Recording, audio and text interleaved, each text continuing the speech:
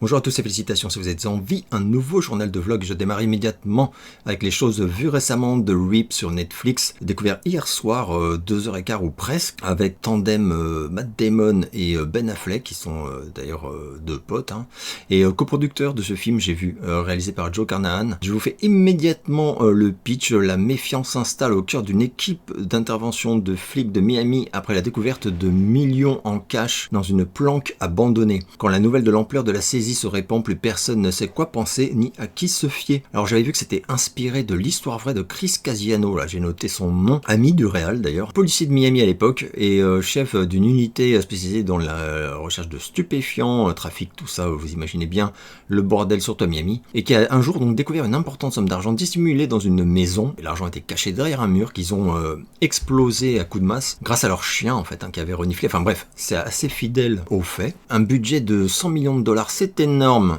mais franchement c'est magnifique. La réal est impeccable, quelques scènes bien impressionnantes, immense coup de cœur. Moi, je commence direct par un truc que je vous recommande de ouf. Ça faisait longtemps que j'avais pas vu un thriller qui me tienne à ce point en haleine, où j'étais là à me dire mais what the fuck. Vraiment gros coup de cœur. Film super sombre et anxiogène sur la paranoïa, la fragilité de l'éthique aussi. Excellent, mais Affleck et Damon, mais au top de leur jeu, me suis régalé. Je pourrais développer sur le ressenti, mais franchement, faut juste foncer regarder ça, quoi. C'est redoutablement efficace. Ça m'a rappelé, enfin c'est vraiment un peu à l'ancienne. Ça fait plusieurs fois que je dis ça. Est-ce qu'il n'y aurait pas un revival des polars comme on faisait dans les années 90? Je me le demande, mais ça fait ultra plaisir. Je n'étais même pas au courant en plus. Je l'ai découvert, j'avais pas entendu parler de ce truc, quoi, du tout avant. Eh ben, je sais pas s'il fallait que tu le dises, ça, tu vois, par exemple. J'enchaîne, ah oui, alors, incroyable, mais j'enchaîne avec un autre film du même réal, sorti également assez récemment, en décembre 2025. Je crois que y a pas de sortie prévue en France, enfin, j'ai rien trouvé d'officiel en tout cas, on le trouve sur Prime Video à l'étranger, donc il dit non, pas dans votre pays. Donc si t'as un VPN ou un site Corsair, hein, tout simplement, c'est là encore d'ailleurs, adapté d'un fait tout à fait réel, et alors là, dramatique. Enfin, je veux pas dire que le polar il est youpla boum, hein. Mais là c'est chaud. Le récit, j'avais noté son nom, Nick Schuyler, pardon, qui publie en 2010 un livre relatant en fait l'accident qui est survenu sur son bateau en 2009 et qui coûta la vie à plusieurs personnes. Je vous fais donc le pitch, mais vous avez à peu près déjà tout compris. Le samedi 28 février 2009, vers 6h30 du matin, 4 hommes embarquent dans un bateau monomoteur de 6 mètres de long appartenant à Marquis Cooper, star de la NFL. Ils partent pêcher dans le golfe du Mexique à environ 80 km de Clearwater en Floride. En fin d'après-midi, alors que les 4 hommes veulent lever l'ancre pour rentrer, celle-ci est bloquée. Marquis Cooper, tente de pousser le bateau vers l'avant pour la déloger. Malheureusement, l'embarcation chavire et les 4 passagers sont projetés par-dessus bord et ils vont dès lors tenter de survivre. Voilà, voyez le genre, absolument horrible. J'étais même pas au courant de ce drame, qui apparemment a fait beaucoup de bruit aux États-Unis, principalement parce que il y avait des célébrités parmi les victimes. Le film, c'est pas au niveau, c'est très différent de toute façon, mais c'est pas au niveau de RIP. Mais là encore, le réal, je trouve, s'en sort ultra bien. Vous savez comment ça va se finir, c'est ça que je veux dire. En fait, vous avez dès le pitch, de toute façon, on a compris à partir du moment où c'est adapté du récit du survivant, on a compris que quelqu'un va survivre. Mais voir ce qui s'est produit, retranscrit à l'écran, c'est chaud. Il y a aussi toute une réflexion qu'on peut tirer sur les secours, la détresse des équipes de secours qui par moments sont coincés au sol à cause des intempéries, des choses comme ça, ne peuvent pas aller quadriller les zones. Ah, c'est horrible.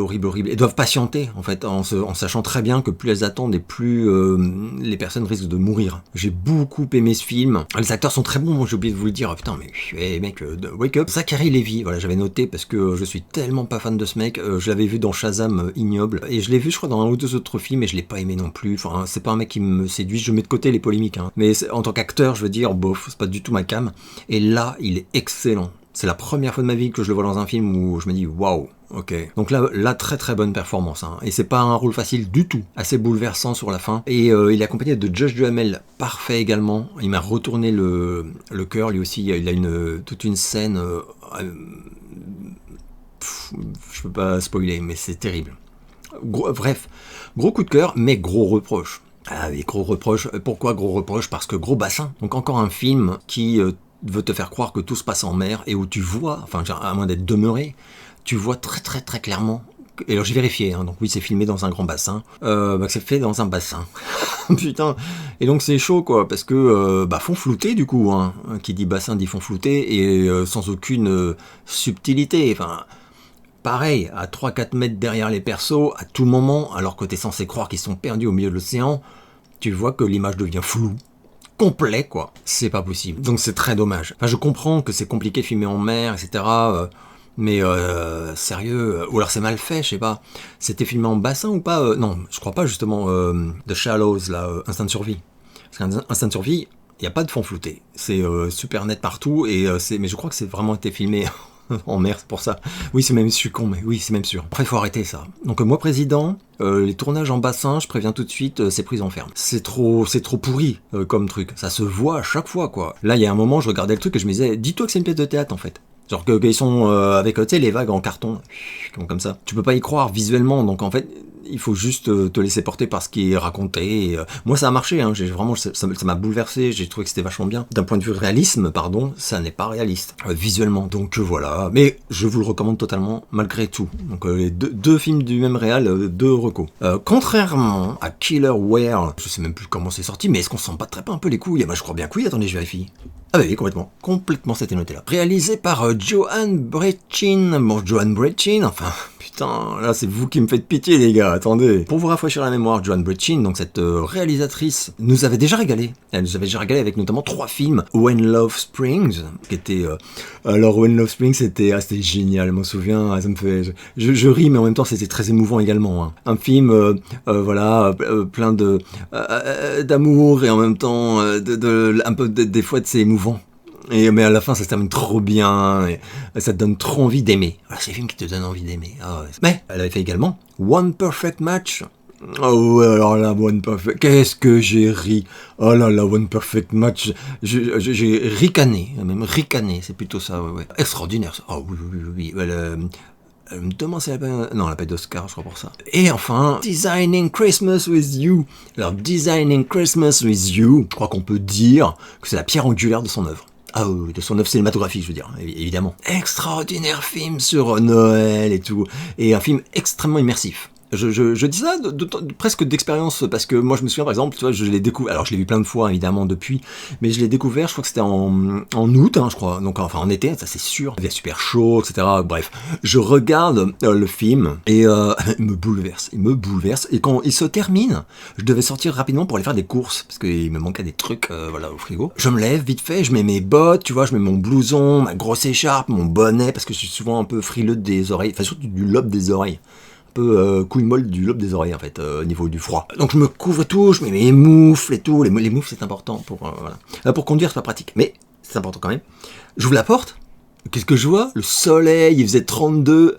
Putain, le film était tellement bon qu'il m'avait plongé dans l'esprit et l'époque de Noël et je croyais qu'on était en décembre. Évidemment, je raconte que de la merde. Je n'ai vu aucun de ces téléfilms, hein, c'est des téléfilms évidemment, façon Harlequin pour des sous-chaînes d'américaines, je sais même pas c'est quoi les chaînes qui ont diffusé ça. Et est-ce qu'on veut le savoir? Non, on ne veut pas le savoir. Donc, 3 grosses bousasses, hein, je pense que rien que les affiches, t'as compris. Et cette femme-là, qui clairement ne sait pas réaliser, alors c'est pas écrire non plus, hein, parce que Killer Whale, figure-toi qu'elle est également les réalisatrices, mais également scénariste. Oh, elle a écrit l'histoire. Oui. Je me demande à quel moment, quand t'as fait 3 comédies foireuses comme ça, là, à l'eau de rose, pour les mamies et les... je sais même pas qui, tu te dis, là je pense que tout dans ma carrière... m'oriente vers la réalisation d'un film d'horreur aquatique. Ouais, si. Donc voilà. Alors, je vous fais quand même le pitch, mais sachez que... voilà. Sachez que... J'adore ne pas finir les phrases. Finir les phrases, je trouve que c'est trop facile. C'est trop 2010, quoi. Maddie, une violoncelliste talentueuse. Alors attention, une violoncelliste talentueuse. C'est très important pour tout ce qui va... Non, pas du tout. Peine à se remettre d'une tragédie. Son ami Chad est mort en la protégeant lors d'un vol. Alors là, par contre, c'est un drame qui est très important pour les conséquences au niveau de la... Non, pas du tout non plus. Pour l'aider à surmonter cette épreuve, sa meilleure amie Trish, scientifique... Oh putain. Alors, vous allez voir la tête de l'actrice si vous regardez le film. Scientifique sur OnlyFans, à mon avis, surtout. Bref, scientifique reconnu, mais également influenceuse sur les réseaux sociaux, lui offre un voyage de luxe en Thaïlande. Trish encourage Maddie à visiter une attraction locale où se trouve Seto, une orque en captivité. Désapprouvant la captivité pour les orques, Maddie refuse de financer l'établissement en s'y rendant. Accompagné d'un expatrié nommé Josh, les deux amis décident alors d'explorer un lagon isolé. Alors, ils ont carrément fait un bond, ils ont oublié de dire qu'ils vont s'introduire quand même dans le... C'est important, donc ça je vous le dis. Enfin, c'est important. Rien n'est important dans ce film. Mais bref, ils vont s'introduire tous les trois illégalement dans l'aquapark, machin, et voir l'orque, et il va se passer des trucs, je le dis pas si jamais, je veux pas comme vous spoiler, je suis pas un bâtard. Mais bref. Les deux amis décident donc d'explorer un lagon le lendemain, isolé. Leur excursion, très dur à dire ce mot-là, excursion, vire au cauchemar. Beaucoup plus facile à dire, hein, c'est un cauchemar. Lorsque Seto, après avoir tué un dresseur et s'être échappé en pleine mer, les piège dans l'atoll. Ah bah, ils viennent de tout spoiler, pardon, je m'étais retenu de vous raconter les trucs, et en fait, voilà.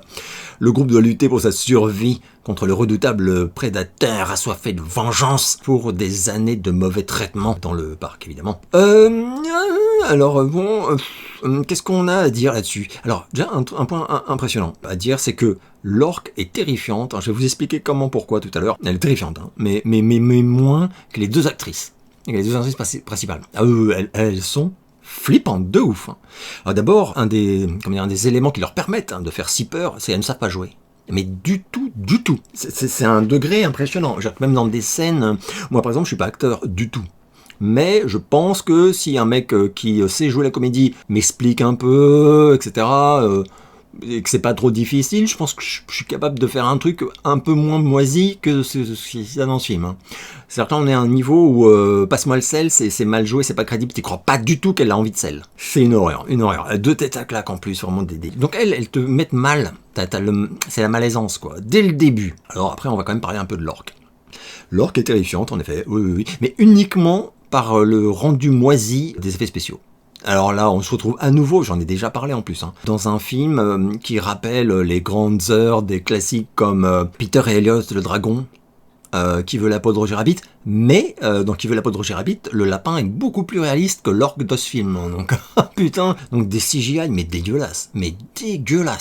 Et je vois pas, en fait c'est tellement dégueulasse que... Alors c'est drôle, hein, enfin au début, mais à la fin t'es sceptique, tu te dis, il y a un moment, je sais pas quel est le studio, hein, c'est un studio sans doute sur Temu, un truc comme ça, avec des forfaits à 15 € pour le film, en entier je veux dire. Mais les mecs ils envoient le résultat en disant, là je pense qu'on y croit, c'est bon, ouais, là, c'est validé, là je pense, ouais.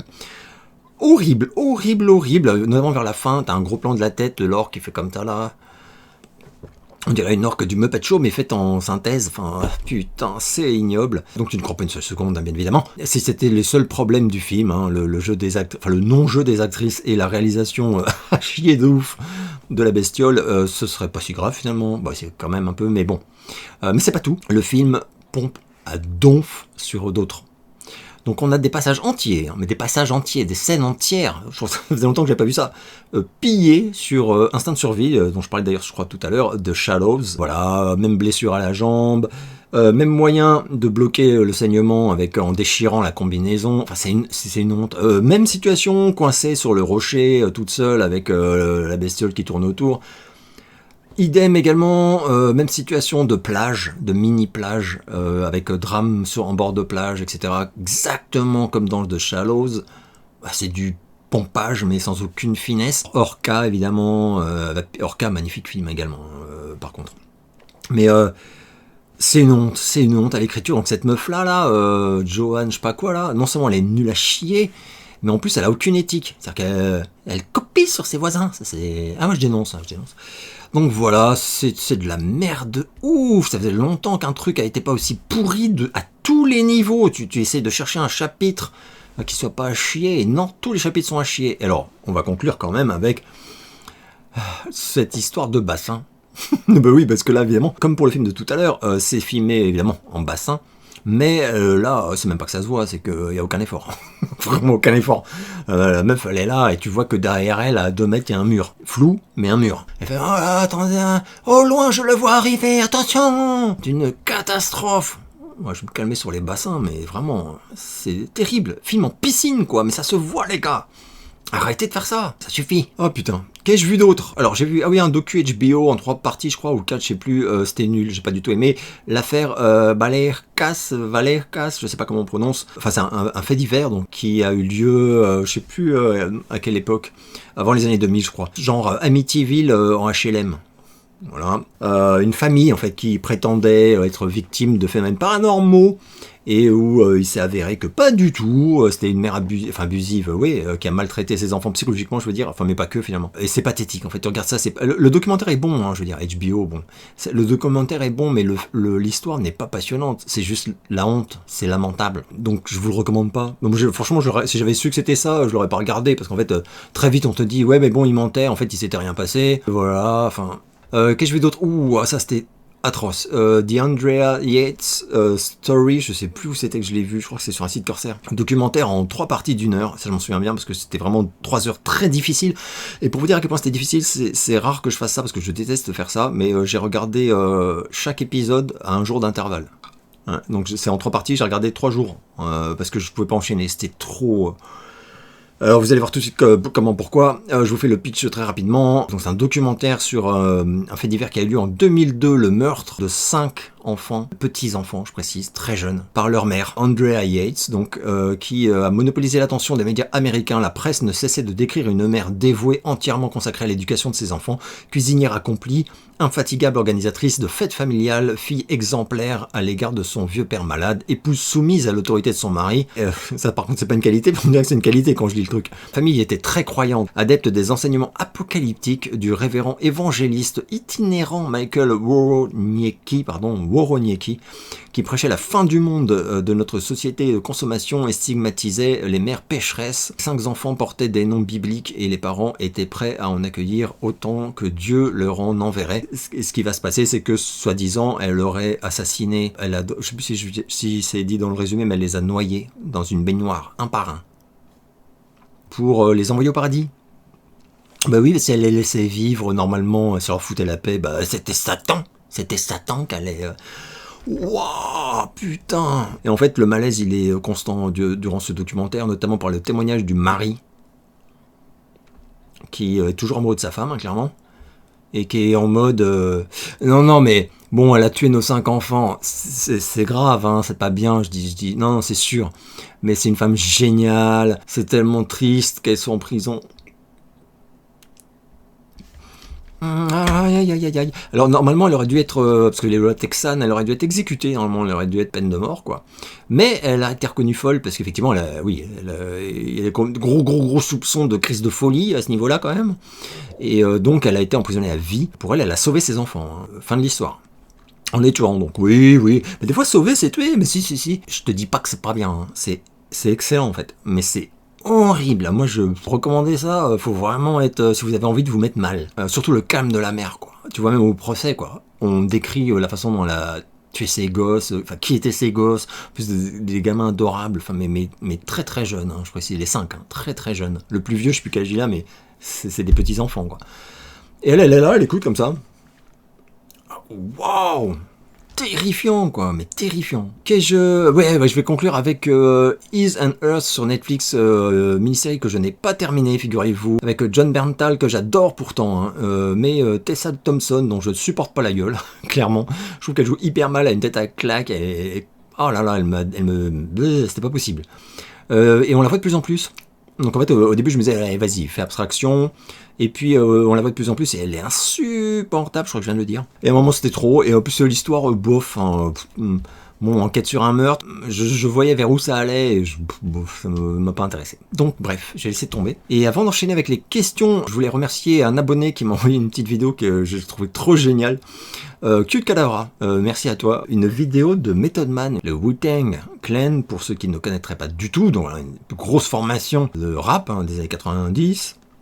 Alors en plus c'est, comment dire, c'est pas sur la côte que je préfère. Moi j'étais plutôt Californie, Dre, Tupac, Snoop, tout ça. Mais Method Man, il y a du lourd, surtout en solo, moi j'adore, enfin j'aime beaucoup. Bref, un extrait d'interview où il raconte qu'il est fan de glam metal et qu'il écoutait Poison, Rat, Whitesnake. Bon Jovi, Poison, Whitesnake, Rat. I'm an 80s glam rock dude and shit. Really? Know? Ah, j'étais pas prêt. D'ailleurs, l'intervieweur non plus, d'ailleurs, visiblement, il est hyper choqué, quoi. Et parce que si j'enchaîne avec les questions, Joe Dante étant un de mes réalisateurs préférés, je suis fan inconditionnel des deux Gremlins, Hurlement étant mon film de loup-garou préféré, ainsi que les banlieusards, ah oui, avec Tom Hanks, c'était excellent, ça. Si, bref, etc. Que penses-tu de ce réal? J'adore Joe Dante, je le dis à chaque fois que je peux, à chaque fois que j'en parle. J'avais même, expliquer à quel point pour moi c'est un réal sous-estimé, enfin mésestimé on va dire. Et je suis hyper choqué de cette fin de vie qu'il a, où on lui, voilà quoi, le mec il est sur le bas-côté, je trouve ça scandaleux quoi. Et alors tu le cites pas, mais pour moi un de ses chefs-d'œuvre absolus c'est Small Soldiers. Small Soldiers, j'en ai reparlé il y a quelques temps.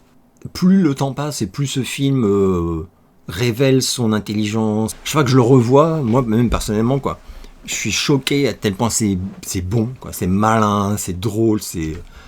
Oh là là, absolument génial. Connais-tu l'écrivain Nick Tosh, je ne sais pas, donc non, qui était ami de Selby, je te conseille Moi et le diable, ainsi que La religion des ratés. Oh, les titres sont trop bien, il va falloir que j'aille voir ça. Mais non, je connais pas du tout. As-tu entendu parler du film de 1980, Terreur extraterrestre, qui a inspiré le film Predator? Oui, je l'ai vu dans les années 80 en vidéoclub, il me semble bien, je suis même certain. Aimes-tu la scène suisse Yellow, The Young Gods ou Grow Zone? Alors Yellow je connais le nom mais j'ai jamais été fan, mon père avait des albums de Yellow mais moi j'ai jamais pas, c'était trop barré pour moi.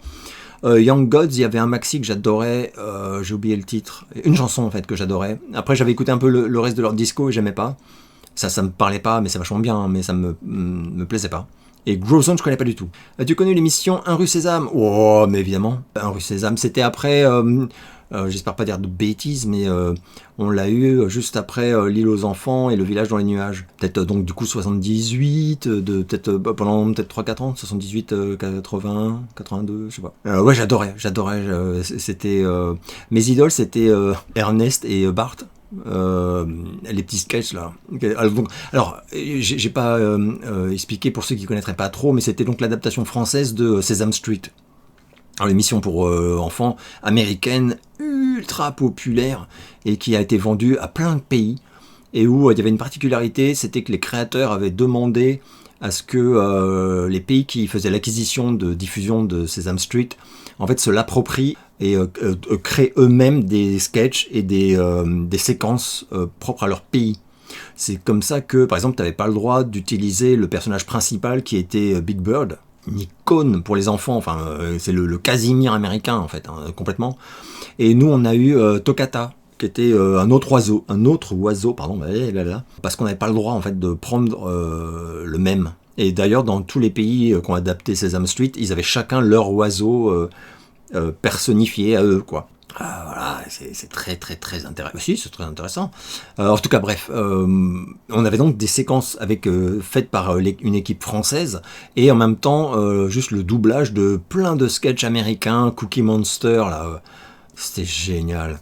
On n'a pas eu Elmo, je crois, qui est très connu aux États-Unis, le personnage de Elmo, et de mémoire, je l'ai jamais vu dans les sketchs ou dans l'émission même Un rue Sésame. Voilà, on avait Mordicus par contre, ça, il n'avait pas bougé, toujours dans sa poubelle. Oh non, mais c'était trop bien. Ouais, moi j'aimais énormément. Mais mes idoles, c'était Bart et Ernest. Les sketchs me faisaient pleurer de rire. Il y en avait un, je me souviens, où Bart il essaye de dormir. Enfin non, tous les deux ils sont couchés pour dormir. Et Bart il a soif. Du coup il empêche Ernest de dormir en faisant tout le temps des bruits. Il parle tout seul, il fait genre qu'est-ce que j'ai soif. Oh là là là là. Et puis il fait des bruits genre non, j'ai vraiment très très très très soif. Je vais pas pouvoir m'endormir. Oh putain. Et il rend fou l'autre du coup. Il dit tais-toi, faut dormir et tout. Puis après il lui dit mais va boire. Enfin. Non, mais l'autre après il a décidé de merde genre je vais imaginer que je bois un grand verre d'eau. Un immense verre d'eau. Oh putain. Alors, à l'âge que j'ai, ça devrait plus du tout me faire rire. Là, j'y pense, limite j'ai envie de revoir le sketch, tellement ça me fait rire. Mais ouais, voilà. Allez, on va changer de sujet. J'ai lu le dernier Stephen King conte de fées, j'ai été happé par l'histoire, il est encore très fort. Est-ce que tu l'as lu? Le prochain Never Flinch, encore un polar, me hype pas trop. Non, moi j'en ai marre des polars, là, tous ces trucs d'enquête, là, avec la nana qui enquête, là, et Et le vieux, je crois qu'il le fait plus, là, le mec ça avait commencé avec Mister Mercedes, qui était vachement bien. Mais non, moi ça m'intéresse pas trop. C'est cette série de petits polars un peu légers, on va pas se mentir, qu'il fait. Mais bon, il se fait plaisir. Conte de fées, je l'ai pas lu, et parce que comme j'ai dit, Stephen King, j'ai au moins 3-4 bouquins que j'ai achetés en plus, hein, mais que j'ai pas encore lu. J'ai une petite pile de livres à lire. C'est comme les vieux, c'est horrible. Ça m'arrivait jamais avant. Avant, j'achetais un bouquin, c'était pour le lire tout de suite. Et là, maintenant, j'ai genre à lire pour plus tard. Putain, je me fais peur. Est-ce que tu as déjà vu ce petit bijou des années 80, Le beau-père de Joseph Ruben? Il s'agit d'un des films préférés de Stephen King. C'est comme ça que je l'ai connu et je dois dire que j'ai adoré le film. Oui, Le beau-père, je connais très très bien. Pareil, je l'ai vu dans les années 80 parce que je suis très vieux. Excellent, excellent. Et c'est un de mes Ruben préférés. Mais après, Le bon fils avec Macaulay Culkin, dont je parle très régulièrement, j'en avais même parlé chez Dirty Tommy il y a un an ou deux, qui est une tuerie ce film. Si vous n'avez pas vu Le bon fils... Bref, mais ouais, Le beau-père excellent. Il y avait Mémoire effacée aussi avec Julianne Moore que j'aimais bien, moins, mais bien quand même. Bref, moi il y a des trucs que j'aime beaucoup de Joseph Ruben. Par contre, ouais, film préféré de Stephen King, tu sais forcément comme moi que ça ne veut absolument rien dire. Il change de liste tout le temps, et surtout si on l'écoute, en fait, ses films préférés, ils sont, il y en a 1000. Donc en fait, c'est pas tes préférés. Enfin, s'il y en a 1000, c'est trop quoi. Et voilà. Et d'ailleurs, il y a pas longtemps, et vraiment pas longtemps, il a fait comme il fait souvent, mes 10 films préférés au monde, tout genre confondu, voilà, gna gna. Et je vous mettrai une capture. Et il n'y a pas le beau-père, hein, ça c'est sûr. Sacré Stephen King. Je reviens sur It pour te demander plus précisément ce que tu penses de ce film. En as-tu une connaissance approfondie, ou du moins t'en rappelles-tu très bien? L'as-tu vu plusieurs fois? As-tu en tête la caractérisation background des personnages? Le considères-tu comme un véritable chef-d'œuvre, accessoirement le meilleur film de Michael Mann? Personnellement, je pourrais le mettre dans mon top 10 de mes films préférés all time, et peut-être même dans un top 5. Est-ce que tu attends comme un fou It 2, qui serait apparemment à la fois une suite et un préquel? Alors tu vois, je savais pas du tout, parce que je n'ai pas lu le roman de Michael Mann, là, It 2, dont le prochain film, logiquement, devrait être l'adaptation fidèle, et du coup, je ne savais pas... si c'est une suite et un préquel à la fois, ça va me péter les couilles parce que ça veut dire qu'on va avoir plein de flashbacks. Moi, les films à flashbacks, ça me saoule. Après, c'est Michael Mann. Allez, je vais... on va faire avec. J'adore Michael Mann. Alors par contre, c'est pas du tout It. J'aime beaucoup. Je l'ai vu au cinéma à sa sortie. Je l'ai acheté. Je l'ai revu pas mal de fois, encore l'année dernière. C'est très très très très bon, mais c'est pas. Par contre, je peux pas dire que pour moi c'est un chef-d'œuvre absolu, tu vois. Mais c'est par rapport à mes goûts, quoi. Je comprends complètement que quelqu'un le dise, mais pour moi non. J'adore, mais comme plein d'autres polars, enfin voilà. Et c'est pas pour moi, c'est pas ce que je préfère. Enfin moi en fait, je suis c'est peut-être une question de génération, hein, mais Miami Vice, c'est de la dinguerie cette série. Voilà. Donc j'adore Michael Mann, mais je vénère pas It comme pas mal de gens. Hein. T'es très loin d'être le seul. Hein. Par contre, je comprends complètement qu'on le fasse. Est-ce que tu écoutes du jazz? Et si oui, quoi? Personnellement, j'aime beaucoup Avishai Cohen, Hugh Coltman, Corey Wrong et Roberto Fonseca. Tu vois, rien qu'à ma prononciation hasardeuse, que je ne connais pas ces artistes. Et le jazz, je déteste. Hein. Je crois que j'en ai déjà parlé, ça fait partie des quelques... Il y a très peu de styles musicaux que j'aime pas du tout à la base. Et le jazz en fait partie. Le jazz, c'est pas possible pour moi. C'est une souffrance, le jazz, vraiment. Je dis donc, voilà, une fois de plus, je précise toujours, je n'insulte pas le jazz. C'est juste que je déteste, c'est de l'art, hein, donc ça peut pas plaire à tout le monde. Et je déteste ce qui fait vraiment les codes du jazz atroces. Voilà. Et le seul truc que je peux supporter en jazz, c'est Stan Getz. Mais c'est un peu particulier parce que c'est un saxophoniste, donc c'est beaucoup plus doux, rien qu'aux oreilles, je trouve. Et voilà, j'avais découvert avec ma première compagne, quand j'étais vraiment très très très très jeune, et qui jouait du saxophone, et qui était très fan de Stan Getz. Donc c'est comme ça que j'ai découvert. Et je me souviens qu'il y avait des trucs que je trouvais vraiment très beaux. Mais c'était un peu... Enfin voilà, c'est un jazz accessible, on va dire. C'est un peu comme les trucs de jazz que tu entendais quand tu regardais Mike Hammer. Alors, Stan Getz, c'est un peu un niveau... voilà, mais bon, bref. Vous m'avez compris, on va pas se mentir, artistes ou styles musicaux sont appréciés par certaines communautés et ignorés par d'autres. Outre le talent, comment expliques-tu que Michael Jackson fasse l'unanimité et soit, à ma connaissance, le seul dans ce cas, et en partie aussi grâce à cette image androgyne mi-homme mi-enfant qui peut-être s'inscrivait pertinemment dans nos archétypes communs? Ah oui, alors parce que j'ai reçu pas mal de questions sur Michael et je les ai regroupées. Voilà. Je pense que, alors ce qui est vrai, c'est que Michael, c'est un cas un peu particulier parce que même les gens qui n'aiment pas du tout son œuvre, hein, je veux dire, je parle pas du délit de faciès, mais juste qui n'aiment pas sa musique, voilà, ils aiment pas, ils reconnaissent son génie. J'ai constaté ça toute ma vie. Chez les gens de bonne foi, je parle pas des haters teubés qui vont dire non c'est de la merde. Mais les gens qui s'y connaissent un peu en musique, qui ont des sensibilités qui sont les leurs, etc., mais qui n'aiment pas, enfin qui sont pas du tout touchés par la carrière de Michael Jackson et les chansons, reconnaissent son génie quand même. À ce niveau-là, c'est assez rare en tout cas. Par exemple, j'ai jamais entendu un mec dire ah si, j'ai entendu un mec dire une fois très sérieusement en plus que Michael Jackson ne savait pas chanter. C'était drôle. C'est drôle parce que tu sais, ça fait partie des... Enfin, il y a peu de trucs comme ça où tu te dis une chose et ça, ça pulvérise la crédibilité de tout ce qui pourrait suivre. Donc en fait, après, le mec, il DJ quand même. Hein. Il peut parler de musique, de quoi que ce soit, ça n'a plus aucune valeur. Genre, le mec vient de t'expliquer sérieusement que oui, non, Michael Jackson, c'est pas un grand chanteur. Après, je comprends pas trop je suis pas trop d'accord en fait. C'est pas que je comprends pas, c'est que je suis pas trop d'accord. Pour moi, c'est pas grâce, enfin, rien n'est grâce à son côté androgyne. Alors, il y a deux choses. Hein. Il y a le côté androgyne que tu cites, mais tu cites aussi le côté mi-homme, mi-enfant. Androgyne, c'est mi-homme, mi-femme, du coup. Hein. Mi-homme, mi-enfant, ça lui a très vite attiré des problèmes. Hein. Et mi-homme, mi-femme, enfin, il est androgynie aussi. Il a été très critiqué, souvenez-vous, enfin, pour les plus vieux, souvenez-vous de la sortie de Bad. Il a mis du liner, il a des faux cils. What? C'est du rouge à lèvres? Enfin, les gens étaient choqués de ouf. Hein.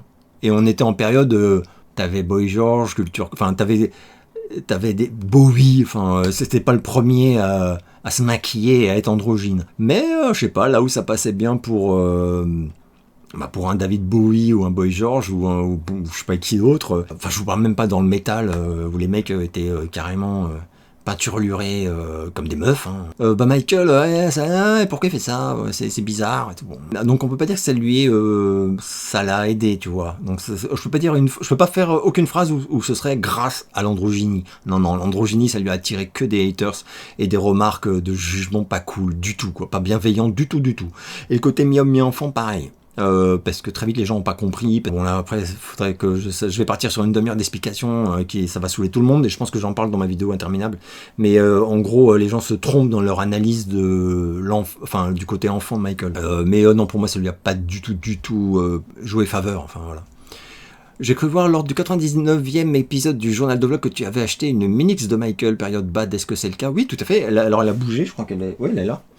C'est voilà, donc tout à fait, j'ai acheté ça, je la trouve absolument génial. Ouais, je trouve qu'elle est assez réussie celle-ci, parce que d'habitude il y en a, c'est pas génial, et celle-ci elle est vraiment rigolote, et en plus j'en avais aucune de Bad, comme ça j'ai Bad, voilà.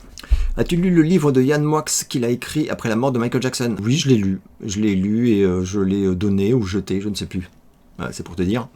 Après, il y a des passages très touchants sur l'enfance, parce que Yann Moix, il a une enfance très compliquée. C'est quelqu'un qui écrit très bien. Hein. Moi, il y a des bouquins de Yann Moix que j'aime beaucoup. Enfin, c'est un très bon écrivain, il n'y a pas de problème. Après, humainement, c'est une personne très compliquée. Hein. Il y a des moments où tu as envie de le baffer, quoi, mais il est insupportable. Enfin, mais le talent, c'est pas la gentillesse. Hein, donc, c'est pas, voilà. Bref, il y a des passages très chouettes sur l'enfance, en fait, mais il y a beaucoup d'erreurs sur Michael. En fait, le problème, c'est que d'abord, il a écrit ce livre trop vite, il s'en est vanté en plus parce que c'est un con. Donc il a dit ouais, je l'ai écrit en quelques jours. Et bah ça se voit, mec, hein, lol. Donc t'as des erreurs dans les dates, t'as des erreurs dans les crédits de chansons. Ça, c'est vraiment impardonnable. Le mec, il essaie de te faire croire dans son bouquin que il est obsédé par Michael Jackson, que c'est un spécialiste de Michael Jackson. Et après, il va te citer des chansons de, je sais plus c'est lesquelles de l'album Bad en te disant cette chanson de Michael par exemple, on voit bien dans ce qu'il a écrit comme texte que et la chanson n'est pas de lui. C'est une chanson de l'album qui n'est pas de lui. C'est vraiment pas de bol. Donc ça t'enlève tout crédit. Enfin, bon, bref. Même sa façon de faire est très maladroite. Il y a un moment où il y a un truc qui est pas inintéressant sur... où Yann Moix essaye d'expliquer pourquoi, selon lui, Michael Jackson était dans l'incapacité totale, physique et psychologique, d'agresser, de molester un enfant. Et je suis entièrement d'accord avec ça. Sauf que son développement, son raisonnement démarre bien, et après il part dans des délires. c'est ridicule. Donc ça s'écroule, en fait, c'est dommage. Hein. Et puis des trucs où je suis carrément pas d'accord du tout, et pour moi il dit de la merde. Enfin, là, il y a tout un passage où il délire sur le fait que si Michael rêvait d'être blanc pour l'homme blanc, enfin... Non. Et encore un truc encore plus grave où il compare Michael Jackson à Adolf Hitler, mais en mode Michael ne poursuivra pas sa carrière après sa mort, contrairement à Adolf Hitler. Bref, mais oui, je l'avais lu, mais c'est pas, je peux pas le recommander par contre. Pour être une ultra fan de Michael, je regarde souvent ses concerts et le This Is It en DVD. Le grand regret de ma vie est de ne jamais l'avoir vu en concert, mais simple question, à force de le voir et de le revoir, ok, il a des chorégraphies magnifiques, incroyables, réglées au poil de machin, mais pour danser, c'est toujours les mêmes gestes. Est-ce qu'on peut être d'accord là-dessus? La même démarche, la jambe qui part d'un côté, la main qui va sur l'entrejambe, mouvement de hanche, tour sur lui-même, bras en l'air. Il fait toujours la même chose en fait, vu ses soucis. Est-ce que c'est du fanservice? Qu'en penses-tu? Alors je suis comme toi, hein, moi un des plus grands regrets de ma vie, mais je suis très sérieux, hein, c'est de ne pas avoir pu, grâce notamment à mon père, me rendre à un concert de Michael Jackson. Ce qui aurait été... voilà. Même un concert, je veux dire moyen, où un jour où il aurait été fatigué, tu vois, où on pourrait dire qu'il est un peu en pilotage automatique ou je sais pas quoi. Michael Jackson, il faisait partie vraiment des très rares artistes où juste le voir, savoir que d'un point de vue de la présence des ondes, enfin je sais pas, du charisme, tout ça, il est là, ça m'aurait suffi en fait. Bref, donc ça je comprends complètement ton ressenti, pardon. Par contre, pour danser c'est toujours les mêmes gestes, est-ce qu'on peut être d'accord là-dessus? Oui, on est complètement d'accord, mais par contre t'as l'air de trouver que c'est décevant du coup, et pour moi pas du tout, c'est même tout l'inverse. C'est une qualité inouïe, parce que les plus grands danseurs de tous les temps, de la vie générale, hormis, je parle pas des danseurs classiques par contre, hein. Donc je mets le classique, la danse classique de côté.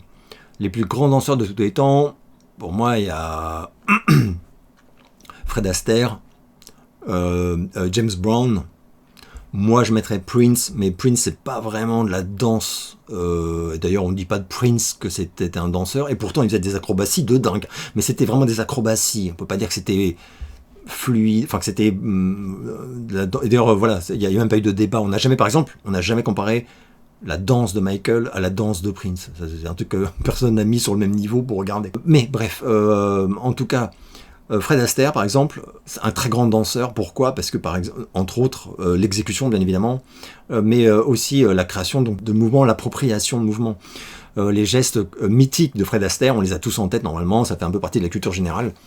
Il y en a, moi j'en ai 4-5 en tête, où c'est vraiment même moi je saurais te les faire, je saurais pas les reproduire, je veux dire, mais je vois à quoi ils ressemblent. James Brown c'est pareil, la danse avec les jambes, je vois très très bien, c'est la danse à la James Brown. Je sais qu'il y a 3-4 séquences de mouvements qu'on peut associer à James Brown, sa signature on pourrait dire.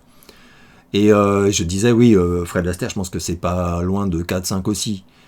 Michael Jackson, c'est beaucoup plus. Tu en cites certains, mais t'es très loin d'avoir fait le tour. Moi, j'en ai au moins 3-4, même plus en fait, en tête que t'as pas cité, et qui sont cultes, ou si je le fais, on sait que j'imite Michael Jackson.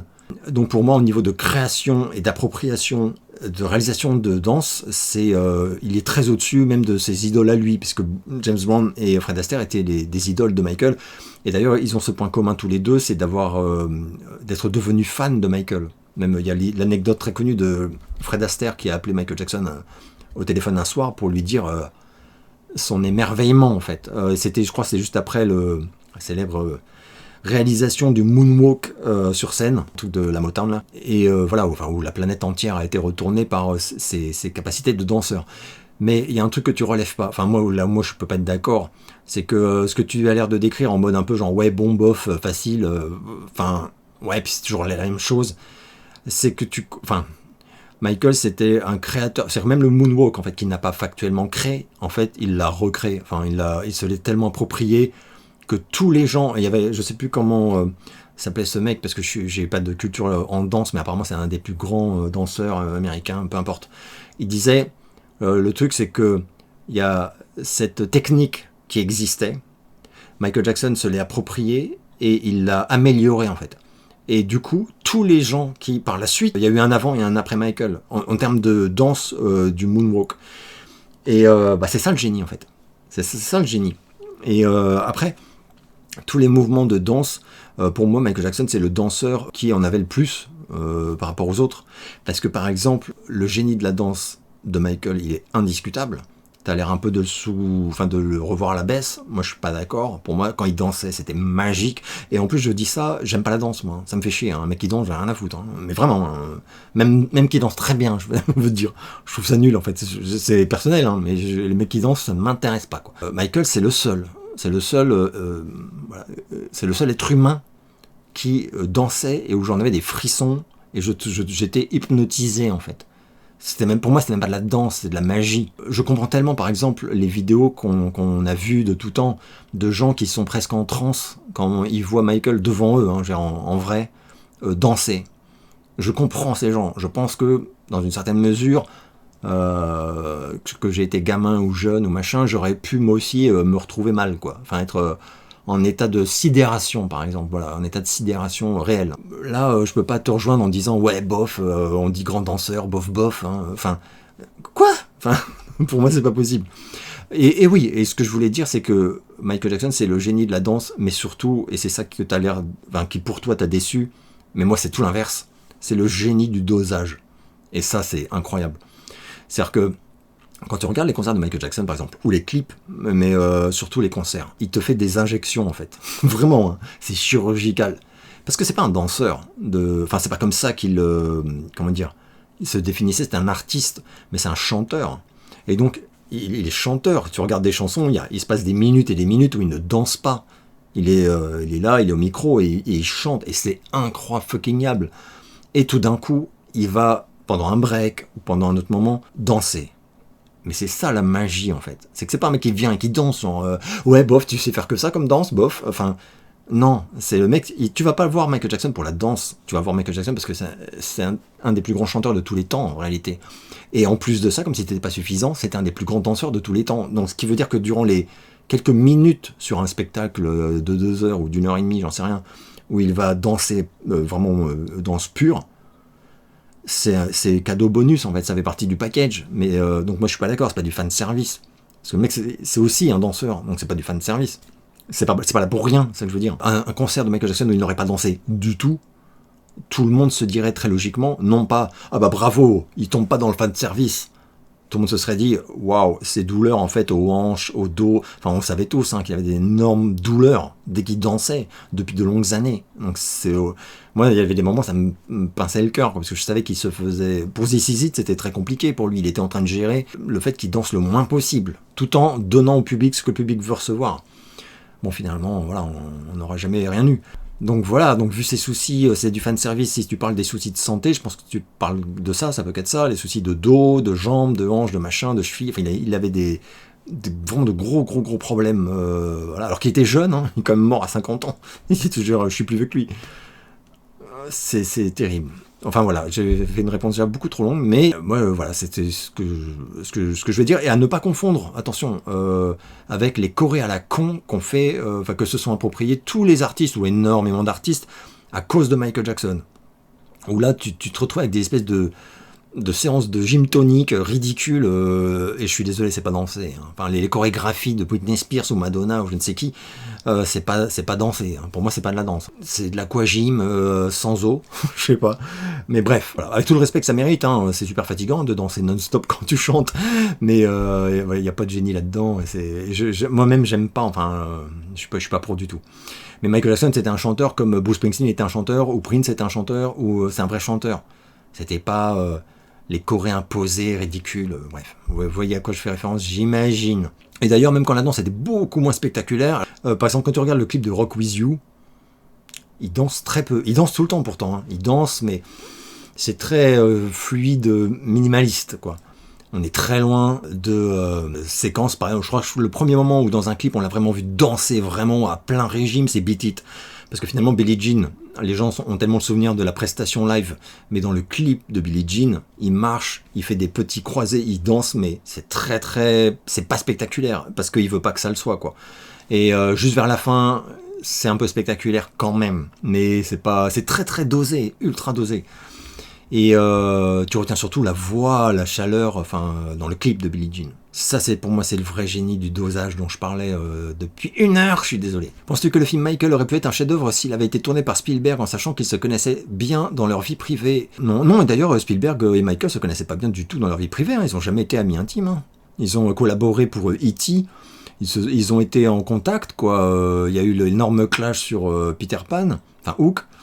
Et ils ont été très très fâchés. Enfin, voilà, Spielberg, il a eu des propos dégueulasses sur Michael pendant longtemps. Hein.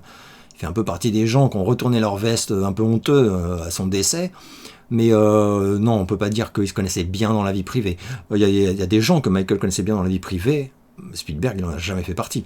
Ils se sont croisés, ils ont collaboré, mais voilà. Alors après, oui, tu as raison. Enfin, là où tu as raison, c'est que je pense pas que ça aurait pu être un chef-d'œuvre, malheureusement, mais ça aurait été un meilleur film, c'est sûr. Spielberg, Foucault, c'est pas du tout le même niveau. Spielberg, il aurait fait des trucs de dingue. Mais malheureusement, Spielberg aurait dû faire avec l'estate. Et faut pas oublier que le film Michael, c'est surtout le film de John Branca, point barre. Avec la mère de Michael derrière, mais enfin c'est une catastrophe, quoi. Donc ça va être une catastrophe dans ce qui va être dit, la façon dont ça va être dit, ça va être lamentable. Et Spielberg, tout Spielberg qu'il est, il n'aurait pas pu empêcher ça, donc il n'aurait pas pu en faire un grand film, c'est ça que je veux dire. Qu'est-ce qui te permet d'affirmer que ce n'est pas le véritable blouson de Beat It dans le film Michael? Je pense qu'ils savent mieux que toi. Je vais encore faire engueuler, dis donc, c'est vraiment pas cool. Ce qui me permet de l'affirmer, c'est que j'ai des yeux, par exemple. Et que quand je regarde les photos du film, je vois que c'est pas du tout le même blouson et que c'est un blouson qui a même pas l'air d'être en cuir d'ailleurs, on dirait du Sky, enfin je sais même pas ce que c'est. Et qu'on a une espèce de tissu dégueulasse là où normalement c'est de la côte de maille. Alors pourquoi je sais tout ça? C'est parce que tout simplement je possède le véritable blouson. Donc attends. Donc voici la bête qui pèse son poids, je vous montre, c'est de la côte de maille, vous le voyez ici. C'est du cuir. Véritable, et c'est surtout donc le blouson du créateur J-Park. Voilà, je vous le montre là, vous reconnaissez. On reconnaît aussi ici le petit lien en cuir. Et J-Park, c'est le créateur du blouson pour Michael, tout simplement. Donc ça, en fait, c'est exactement le blouson que portait Michael. C'est juste le même. Ce n'est pas celui-ci, mais c'est le même. C'est la même gamme. Et voilà, parce qu'ils ont eu l'autorisation de le commercialiser à l'époque. Donc on pouvait acheter le véritable blouson qui avait été fabriqué pour Michael.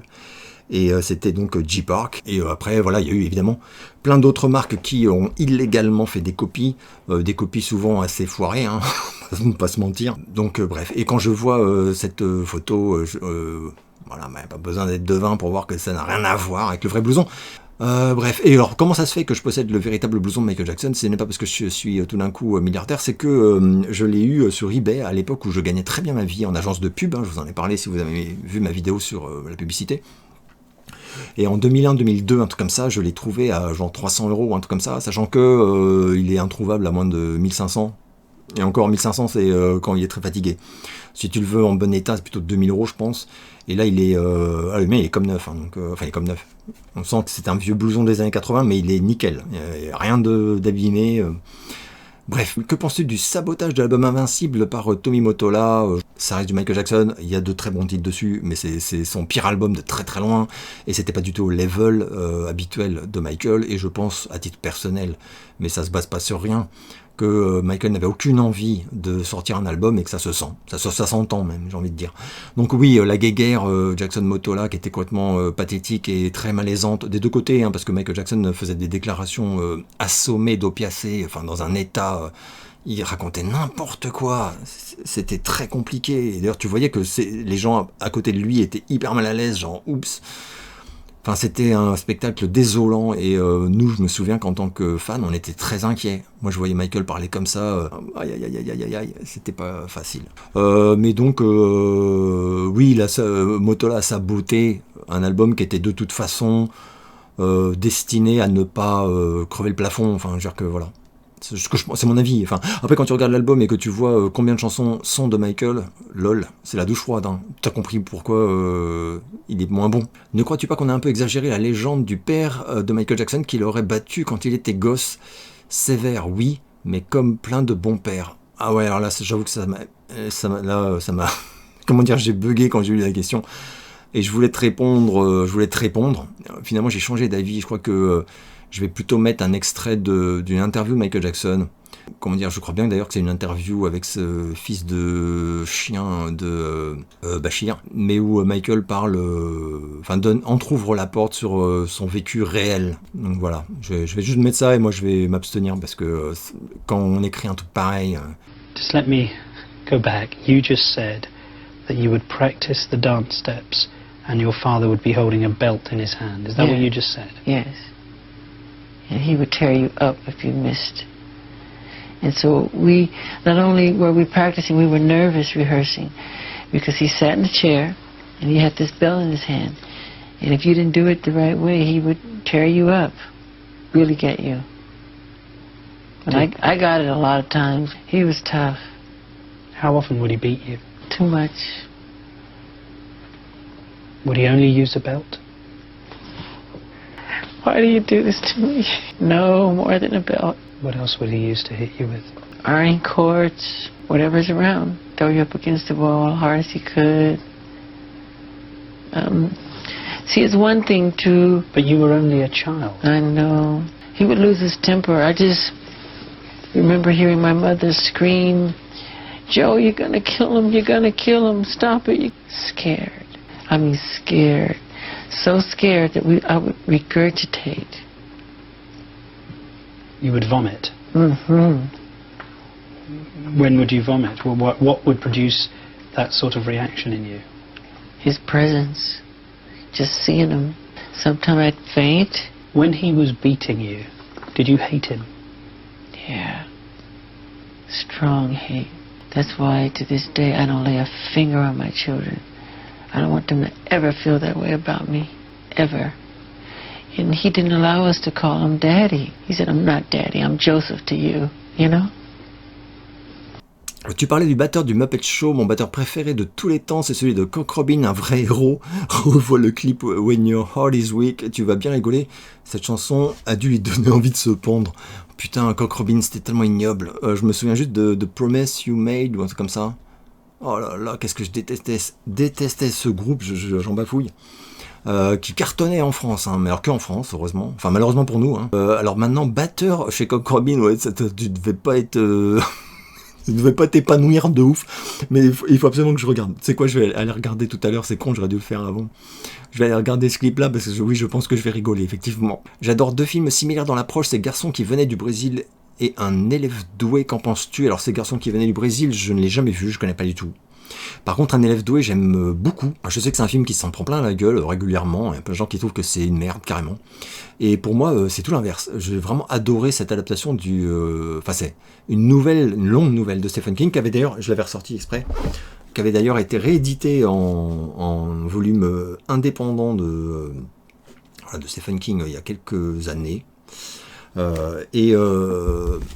J'aime beaucoup le récit de Stephen King que je trouve redoutable et qui me rappelle d'ailleurs la méchanceté des récits de Bachman, à l'époque de Richard Bachman. Et je trouve que le film est très bon, j'adore les acteurs, tout, enfin je trouve que c'est excellent et que ça crée un malaise qui pousse à la réflexion, et pour moi c'est un bon film sur la fascination aussi, la fascination du mal, enfin plein de choses, et puis aussi ces anciens nazis qui sont allés se planquer et qui étaient pour certains protégés, enfin bref. J'adore les films de lycanthrope, mes deux préférés sont Hurlement de Joe Dante, Le Loup-garou de Londres de John Landis, et en Outsiders, Peur bleue, qu'en penses-tu? Alors, ça me fait trop plaisir parce que Peur bleue, c'est il est dans mon top 3 ou 4 moi aussi, avec les mêmes, hein. Le Loup-garou de Londres, c'est mon préféré, ça c'est sûr. Hurlement, pareil, c'est dans mon top. Mais Peur bleue aussi, j'ai toujours défendu ce film, et d'ailleurs j'avais ce truc, attendez. Je pense qu'il a été réédité plein de fois par la suite, c'est même sûr, mais j'ai l'édition originale des années 80 de l'année du loup-garou qui donc décline ce récit et avec des illustrations mais de dingue, et j'aime tellement cette histoire et elle me fait super peur, je tiens à préciser quoi. Moi j'adore le film, je le trouve remarquable et il me foutait les glandes. Même aujourd'hui quand je le regarde, il continue de me faire un peu peur. Mais c'est parce que je pense que c'est les réminiscences de ma peur d'enfant quand je l'ai vu la première fois, quoi. Et j'adore ce bouquin parce que je trouve les illustrations génialissimes. Ultra flippantes. Ah, celle-là elle est trop belle. Attendez. C'est ultra quali. Oh, magnifique. Ouais. Donc voilà, ouais, Peur Bleue, et d'ailleurs j'ai longtemps eu l'affiche de Peur Bleue au mur, hein. Ceux qui sont abonnés depuis longtemps à ma chaîne s'en souviennent sans doute. Vous pourrez me la refoutre hein, d'ailleurs, derrière, parce que c'est vrai que j'ai des affiches ici, et aussi de l'autre côté, là-bas. Il y en a énormément dans le bureau que vous ne voyez pas parce que elle peut pas tout montrer, quoi. Quelle est l'idole de votre compagne? Ma femme c'est comme toi Michael Jackson, moi évidemment c'est Elvis. Ma compagne n'a pas d'idole parce que c'est pas trop sa nature. Donc voilà, il n'y a pas un mec où elle est là, waouh, enfin. Voilà, je pense que l'artiste qu'elle admire le plus et qui la touche le plus de très loin, c'est Robert Smith. Donc Cure, évidemment. Mais idole, ça sous-entend qu'elle est fan, et pas du tout. Voilà. D'ailleurs, elle a plein de reproches à lui faire. Il y a plein de trucs de Cure qu'elle aime pas. Enfin, voilà, elle a pas. Idole, c'est trop fort comme mot, je trouve, pour elle. Mais après, elle n'a pas le caractère d'une fan, au sens. Voilà. Je dirais Robert Smith et depuis de longues années aussi Marilyn Manson, clairement. Je pense que Marilyn Manson est une de ses idoles si on devait vraiment choisir des artistes avec Robert Smith. Et alors, elle aime beaucoup Michael Jackson également. En fait, elle est comme moi, par contre, elle a des goûts très très variés. Quel genre de cadeau ferais-tu à un détracteur de la musique des années 80? Je ne ferai aucun cadeau, je lui parlerai même pas, moi. Je leur parle pas, tout simplement. Es-tu fan du dessin animé Satanas et Diabolo? Ah putain, les fous du volant, c'était la fin des années 70, 78, un truc comme ça. J'adorais Satanas, c'était Diabolo le chien qui riait tout le temps. Je kiffais trop les fous du volant. J'ai jamais revu. Mais c'était excellent. Donc à chaque fois c'était une course par épisode, il me semble. Et où t'avais donc ces deux-là qui trichaient. Ils faisaient des plans pour gagner en trichant. Et à chaque fois ça se passait pas comme prévu évidemment. C'était génial. Dans ton magazine cinéma, l'article Avoriaz des Belles et des Prix, c'est Barbara Hershey. Elle avait eu le prix d'interprétation pour L'Emprise. Ouh, une emprise. Ce film, l'as-tu vu, tiré d'une histoire vraie? Il m'a traumatisé, je ne l'oublierai jamais. Je me souviens pas si c'était un bon film pour ce que c'était, mais l'interprétation de Hershey et l'histoire abracadabrante de cette femme m'avait marqué, enfin m'avait glacé. Ouais, mais moi pareil. Enfin, on est nombreux comme ça. Je sais plus avec qui j'en avais parlé il y a quelques temps. Peut-être Fred d'Étoiles et des Poils. L'Emprise. Wow, un film de possession donc, hein, de fantômes. Alors ultra malaisant et très trash pour l'époque. Ouf. Moi je l'ai vu jeune et il m'a what? J'étais pas prêt du tout.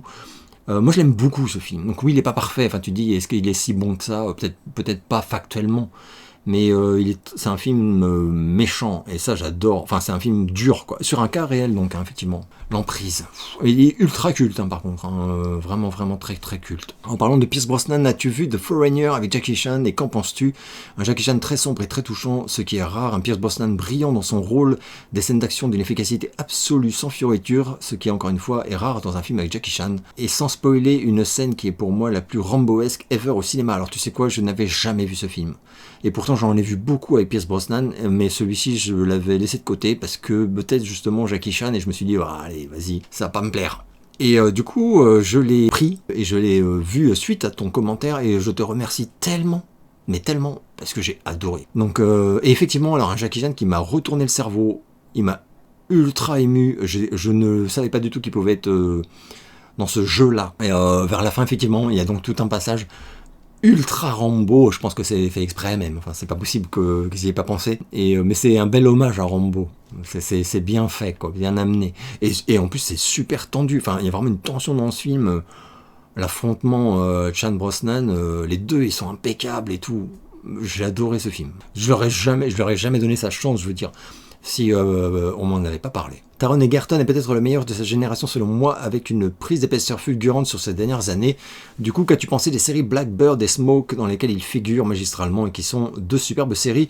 Blackbird, je vous en ai parlé à l'époque, mais tu étais peut-être pas abonné, j'avais adoré, et Smoke par contre je l'ai arrêté à mi-chemin, pas à cause de lui, il est parfait comme d'hab, mais parce que la série je trouvais que ça devenait un peu chiant, enfin c'était lent, je sais pas, j'ai décroché quoi. Mais c'était pas sa faute à lui. Au sujet du film culte, j'ai nommé Runaway Train. La bande originale a tombé, surtout le morceau Gloria en D Major, et Jailbreak composé par Trevor Jones. À l'écoute, au casque, on se met à la place des personnages dans ces escapades froides et magnifiques. C'est pas une question, mais je l'avais noté parce que j'adore Runaway Train également, et la BO aussi, c'est vrai.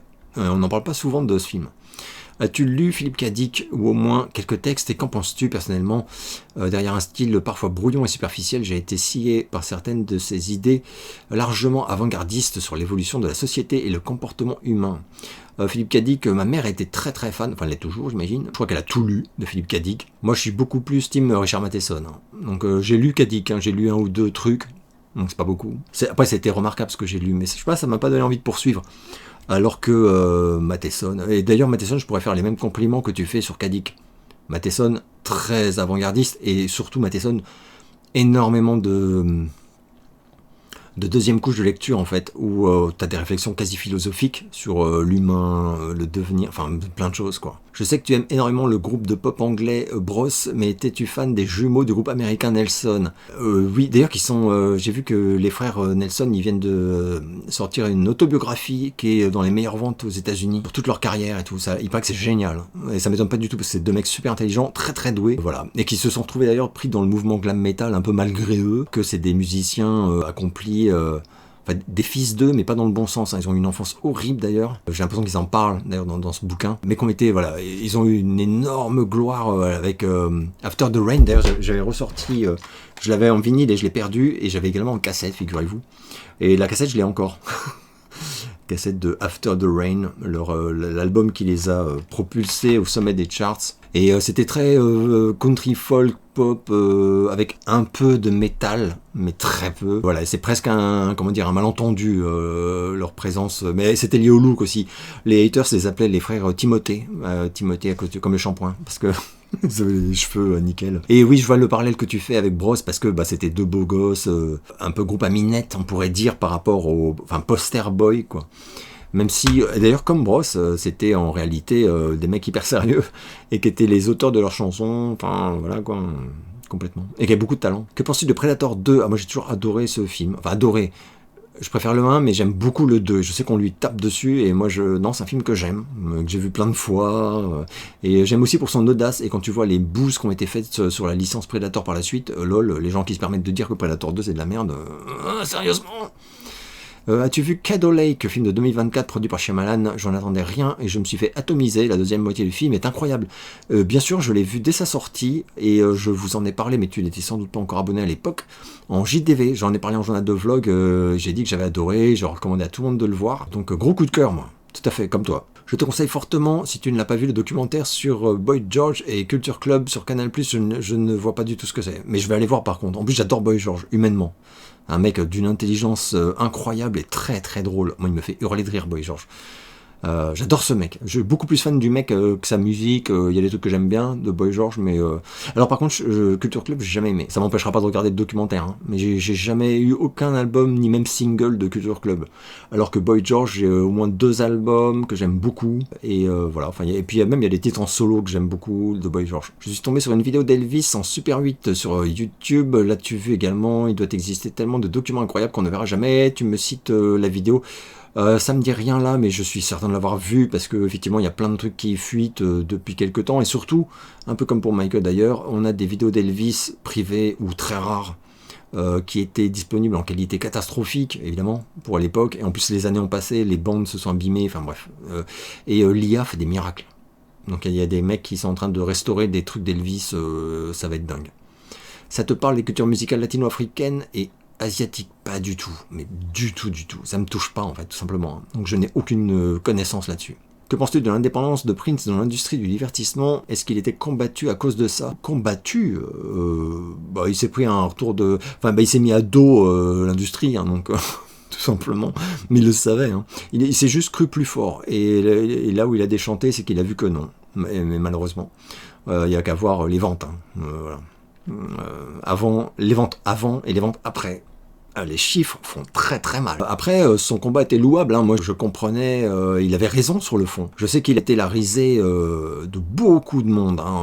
On s'est beaucoup foutu de sa gueule, en mode diva capricieuse, un peu ridicule, qui joue les victimes. Je me souviens qu'il y avait des photos où il avait marqué Slave ici, et il s'était fait défoncer la gueule, où il y avait eu des papiers après, dans des gros journaux, en disant... le mec, il se met au même niveau que... Enfin, il se croit esclave, quoi. Enfin, genre, il a oublié ce que c'est qu'un esclave, quoi. Et Oui, alors oui, vu comme ça, évidemment, c'était ridicule que le mec il se dise esclave alors qu'il est multimillionnaire, enfin bon. Bon, bref, il y a eu beaucoup de maladresse, je pense, mais il l'a payé très cher, ouais. On lui a fait payer très cher.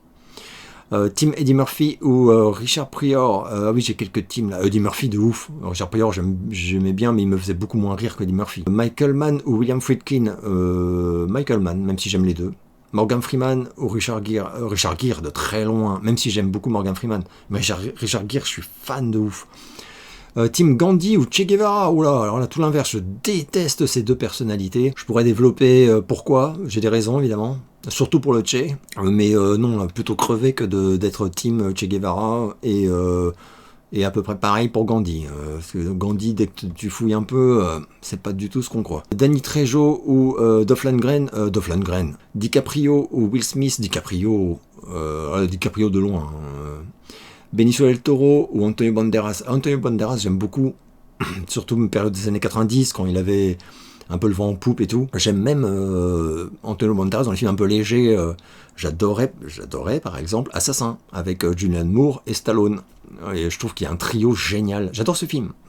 Tout le monde lui tape dessus à ce film, moi je l'adore. Benicio del Toro, j'aime beaucoup aussi, très grand acteur. Mais j'aurais du mal à choisir là peut-être. Ils sont très différents dans leur jeu, je veux dire. Team Sandra Bullock ou Catherine Zeta-Jones. Oh bah Sandra Bullock de très très loin. Catherine Zeta-Jones, j'ai jamais trouvé que c'était une bonne actrice. Même carrément. Voilà. Donc Sandra Bullock, elle a déjà prouvé pour moi qu'elle peut être une très bonne actrice. Et je rappelle d'ailleurs que dans Gravity, George Clooney, on le voit 10 minutes. Hein. Tout le film Gravity, c'est Sandra Bullock toute seule qui porte le film, quoi. Et elle est dingue. Team Michelle Pfeiffer ou Julia Roberts.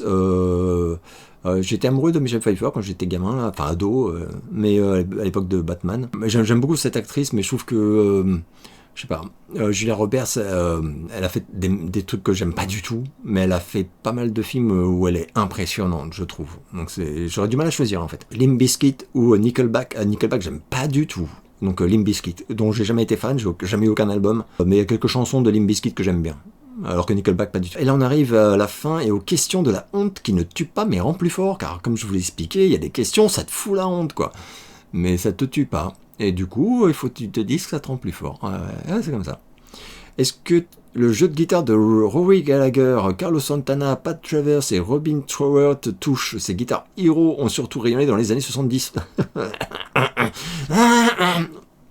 J'ai une excellente voix, je ne peux pas répondre à ta question, dis donc, c'est embêtant. Je peux pas... Non, ça me touche pas, voilà, pardon, la réponse est non, du tout. Surtout Carlos Santana, évidemment immense guitariste, mais alors je déteste le style de jeu. Enfin, je déteste, c'est un petit peu exagéré. Ressaisis-toi, Alex. Non, mais c'est pas du tout ma cam, quoi. Du tout, aucun, d'ailleurs. Les années 70, j'ai des guitares Hero des années 70 que j'adore, mais aucun n'est dans ta liste. Jimmy Page, par exemple. Là, oui. Nile Rodgers. Pour moi, c'est un des plus grands guitaristes des années 70, hein, Nile Rodgers. Et Jeff Beck. Jeff Beck de ouf. Voilà, il y en a d'autres, hein, mais quelques autres, mais bon.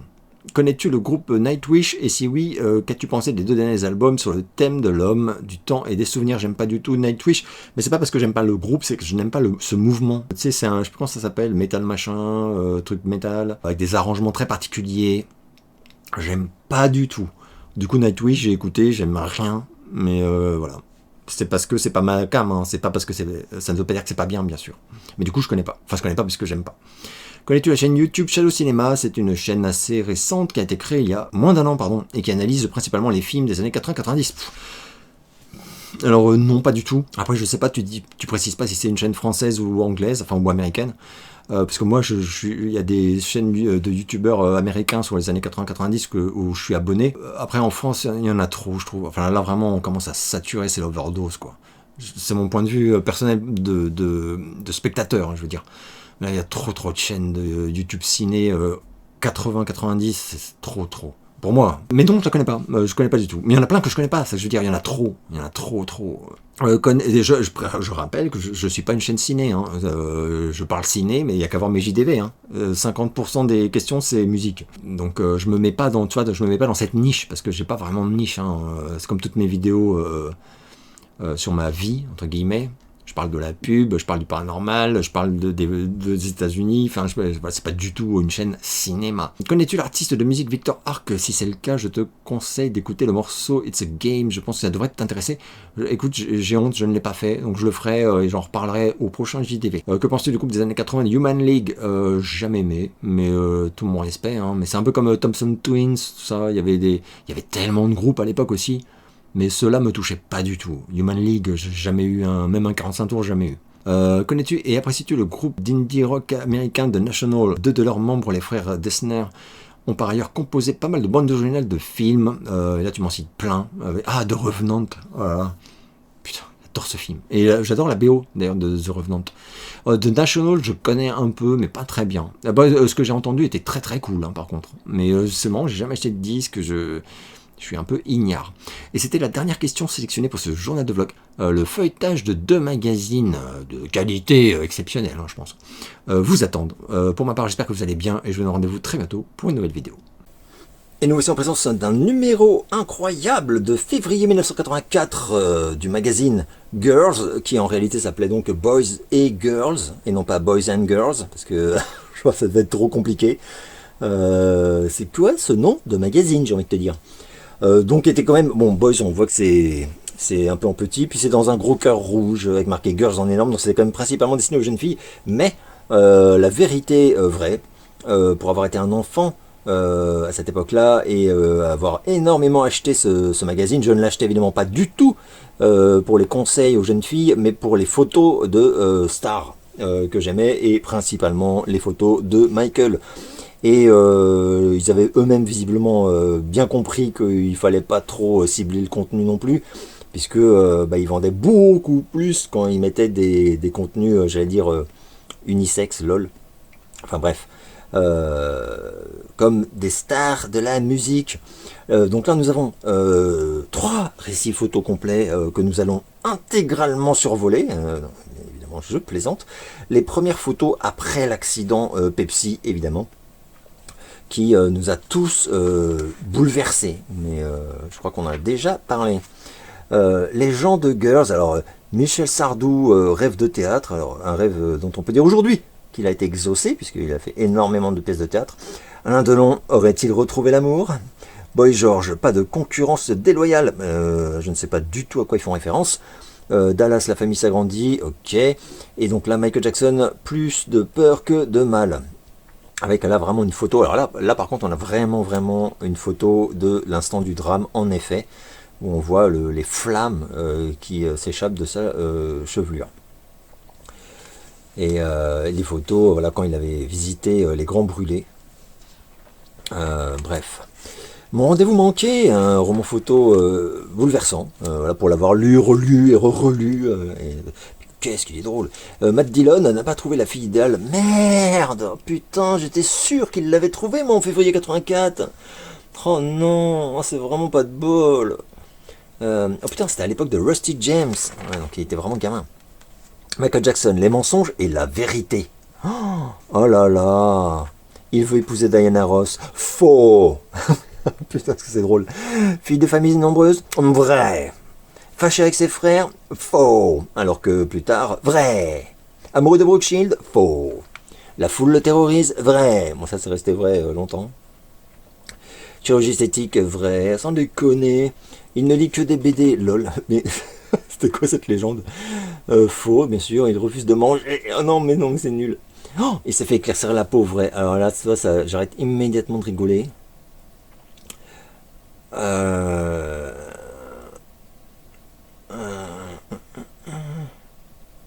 Voilà, vache. Ouais, donc là, il l'accuse carrément. Là, c'est à charge totale. Donc ils disent qu'ils se badigeonnent de produits, comme beaucoup de personnes afro-américaines, etc., pour blanchir, enfin éclaircir sa pigmentation, blablabli, blabla. Ça y est, ça m'a pété les couilles.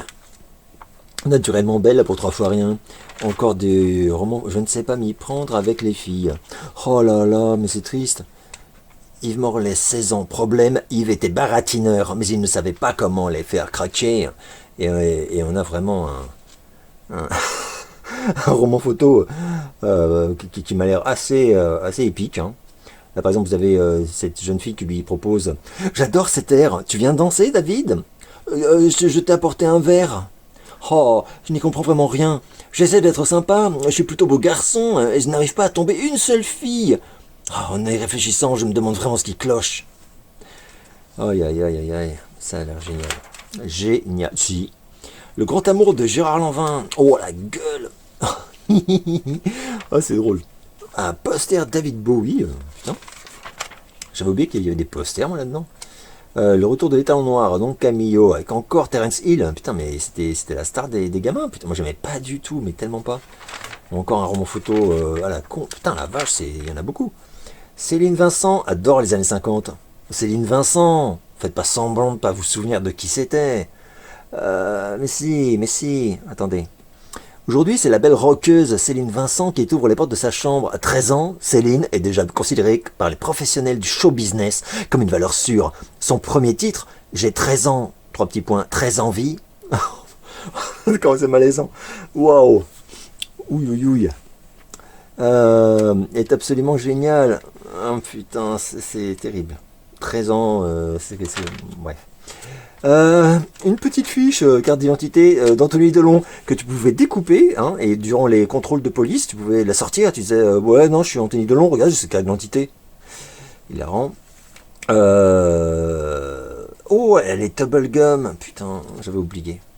Voilà, le courrier des lecteurs, si vous... Je me méfie toujours que... Non, là, ça va. Kim Wilde, putain, là, ça fait plaisir. Et le nouveau visage de François Valéry. François Valéry, wow, on peut voir qu'il a le rythme dans le sang, hein, ça se voit là sur les photos comme ça. Un peu ninja aussi, hein, une petite pose presque à la Van Damme, hein, ici. Et surtout, un goût pour les pulls. Putain, franchement, une référence. Ah oui, si. Et donc ça, c'était l'époque de... Ah bah voilà, elle danse Marie, je sais pas quoi. Putain, c'était terrible. Donc voilà, ouh, voilà. Et à la toute fin... Alors ça c'est original, putain, une publicité pour les poches, enfin l'album de vignettes à collectionner et les pochettes quoi du coup, de vignettes. 2 francs 50 la pochette de 5 stickers Flash Dance. Je ne me souvenais même pas les amis, mais c'est parce que j'ai jamais été touché par ce film, hein. Je l'ai vu mais ça m'a fait ni chaud ni froid. Je connaissais juste la chanson qui était géniale. Et du coup voilà, j'ai aucun souvenir qu'il y avait un album de vignettes à collectionner, tout ça. Et là voici avec nos amis de vidéo 7. Ce coup-ci, on est un petit peu plus tard, octobre 85, et ça coûte plus 12 francs, mais 16 francs. Ah ben oui, l'inflation, mon ami. Et voilà, et pourquoi avais-je acheté ce magazine? Bon, alors, on me demande vraiment bien pourquoi, moi. Oula, ils avaient fait un genre de double couverture. Bonjour le frisson. Donc, alors, vidéo... Oh putain, La Compagnie des Loups. Chef-d'œuvre, j'adore ce film. Si vous n'avez jamais vu La Compagnie des Loups, film de loup plus que de loup-garou, bon, enfin quand même de loup-garou, hein, mais oh là là, extraordinaire. Avec j'allais dire un sketch, enfin une histoire qui m'avait terrifié et qui encore aujourd'hui me met mal parce que bah en fait je la revisionne et j'ai à nouveau, je sais pas quel âge j'avais quand c'est sorti, mais j'étais pas vieux. Avant Mad Max, il y avait Diggers. Avec Kenneth Shorter. Mais si, voyons.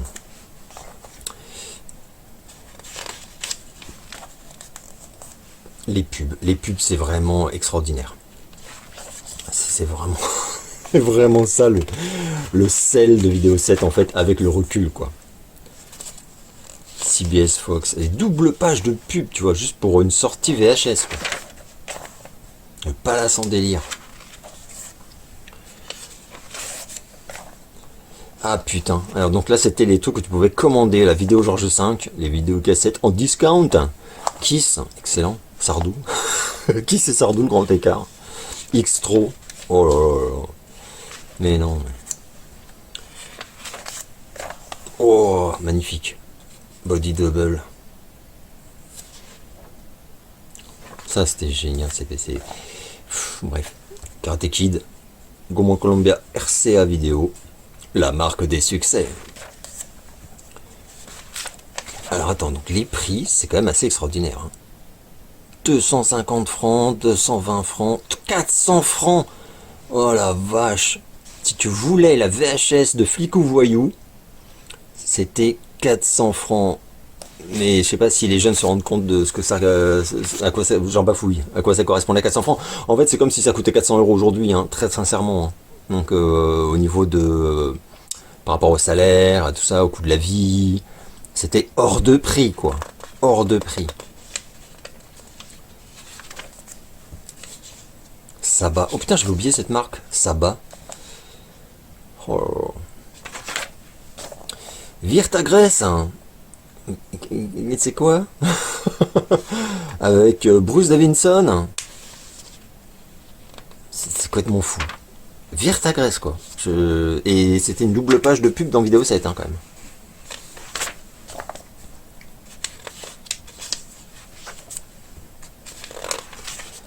Sac de nœuds.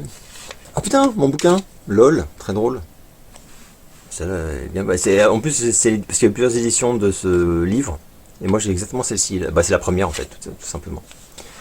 Après, les rééditions, ils ont changé la couve. Oh là là, Alex, tu es passionnant quand tu parles. Les paranos de l'apocalypse. Alors, il va sans dire que pour ma part, même si j'aime bien... Putain, mais sérieux, j'aime bien les Mad Max. C'est pas du tout au niveau de Rambo pour moi, quoi. Allez, on va me dire que ça n'a rien à voir, mais bon, il les compare. Ah, tu veux jouer à ça, mec? Tu veux les comparer? Putain, très bien. Ouais, Super Girl qui venait de sortir. 2 étoiles, ouais, c'est pas fifou, ouais, on est bien d'accord. La poursuite du diamant vert, 4 étoiles. Après, moi j'aime bien ce film. Mais bon, je ne mettrai pas 4 étoiles, quoi. Sac de nœuds, 2 étoiles. La cage aux poules, 2 étoiles. Oh là là. Marche à l'ombre.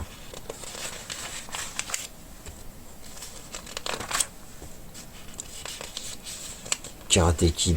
Karate Kid, 3 étoiles. Ah, faut rester calme. Hein. Oh, Shud. Putain, j'avais oublié ce film. Oh là là là là là. Bref, vidéo parade. Les titres les plus demandés en août-septembre de 86, donc. Alors, Greystoke, ok. Police Academy, Conan le Destructeur, L'Histoire sans fin. Le mystère. Ah oui, le mystère Silkwood. Le fou de guerre, Retour vers l'enfer, Les ripoux, Marche à l'ombre. Bref. Oh, il y a encore le... oh putain, il y a quelqu'un qui s'est servi des autocollants. Oh, classe 84. Amour, humour et fantaisie, c'était Junior Cassette. Pas de carré blanc pour Walt Disney. Alors, j'ai pas la ref là. Si quelqu'un a la ref, n'hésitez pas. J'ai pas la ref. J'ai Vidéo Gobelin. Out of Order. Ah putain. À l'époque, j'avais loué ce film et je l'avais adoré. Film allemand. Et je l'ai récupéré sur un site Corsair il y a même pas un an. Je l'ai revu et oh putain, c'était nul. Oh, comment j'ai déchanté. Alors que dans ma mémoire, c'était un truc moite, assez angoissant, oppressant et tout. Et non, c'était juste pas bien. Brésil. Oh, Razorback. Oh, qu'est-ce que j'adore ce film. Ceux qui n'ont pas vu Razorback, excusez-vous. Voilà, tout simplement. Et regardez-le. Accessoirement, un punk nommé Mozart. Un gros article. Kathleen Turner, Le diamant au corps. Oh, ça c'était trop bien. Les jours et les nuits de China Blue. Une de mes premières vidéos critiques de ma chaîne YouTube. Les jours et les nuits de China Blue. C'était là où tu te dis, ok, dès le début, tu voulais pas faire de vue en fait. 4e salon de la vidéo. Non mais... Le Stanley Arnold, magnifique. Panasonic, Supersonic.